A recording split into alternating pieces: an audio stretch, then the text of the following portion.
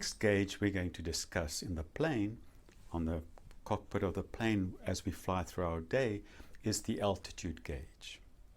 Now, we discussed the attitude gauge and the altitude gauge and how they work together. But you know, the altitude gauge is probably one of the most important gauges that the pilot watches throughout the day. The pilot needs to know at what height the plane is flying. Air traffic control will tell the pilot where to fly, what direction, what height. That will keep the plane safe and will get you on course and make sure that you don't have collisions with other planes. So the moment the altitude starts coming down, maybe there's something wrong with the plane and the altitude starts falling, the pilot gets really concerned and really involved.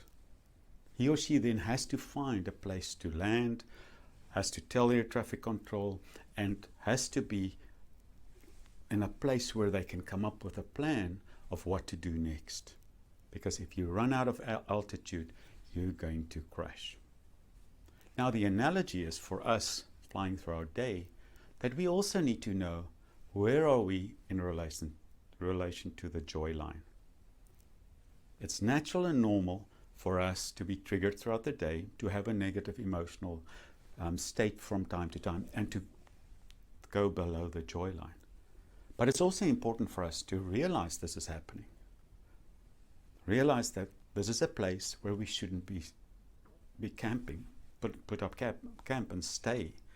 Because if you're in a negative emotional state, you need to be in a place where you're able to shift your mind, turn it around, and lift yourself above the joy line again. In further episodes, we'll speak about how you can do this, some techniques that will help you with this. But for this episode, what we need to know is that when we're below the joy line in that specific place, we need to always be aware of it, and we need to make sure that we don't get stuck there. So there you have it. Watch your altitude throughout the day.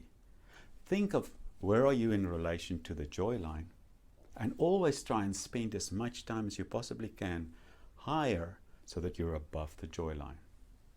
Hopefully this was helpful. More can be found on nicohuman.com or following me on social media.